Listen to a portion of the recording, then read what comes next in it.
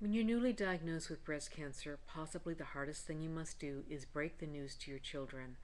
So I thought you might be particularly interested in what Janice had to say, because not only did she have breast cancer herself, but at the age of 16, she had to handle the news of her own mother being diagnosed. And she was acutely aware of what it would be like for her children.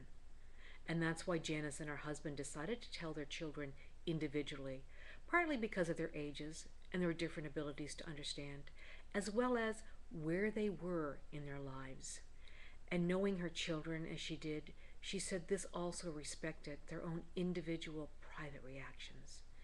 You see, Janice knew all too well the need to create openness in her communication, because having experienced this at 16 when her mother was diagnosed, well, she could look back and identify all the imprints that were being made at the time, especially since the kind of openness in the communications between parents were not quite what they are today.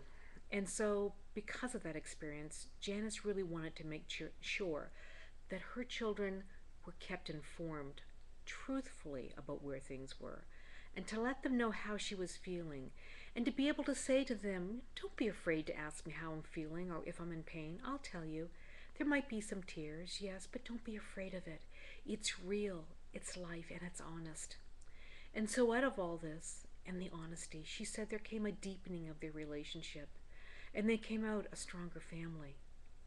Another point to remember, particularly if you have younger children, is that they're more egocentric in their sifting and sorting of what's happening around them, and often they feel they are responsible, especially when bad things happen to their parents. You see, children are very sensitive to confusions and changes in your behavior. They're intuitive beings. So watch for signs that they might not be adapting well. And most importantly, include them. They need to have their questions answered. And you have to be patient, even if you have to repeat it over and over again, just so they can feel secure. That is so important. Here's what Charlene, an 11-year-old, whose mother tried very hard to protect her and her sister, said to me.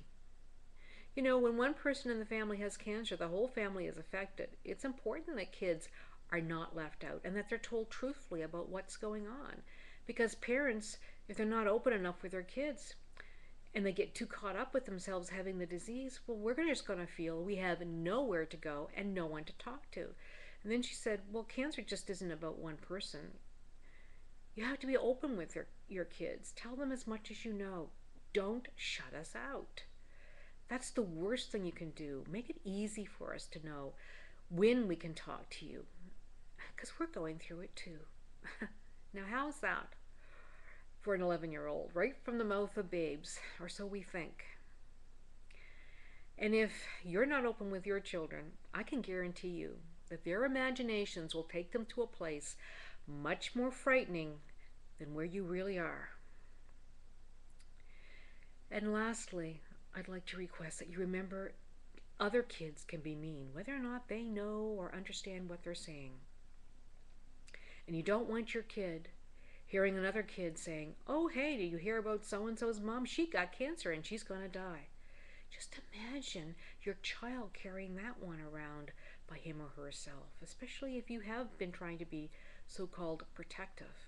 That's not really the way to handle this. So please do tell them, yes, that you're not going to be there, out there like you were for a while, but that life will go on as much as possible, as usual. Keep them posted on your progress, what's going on with your treatments, and when you'll need to be quiet and have some rest. It'll be so much easier on everyone. And most importantly of all, make enough time to really hear what they're feeling, because it's not enough just to tell them what's going on. They need monitoring too. It's a time that they need a little more.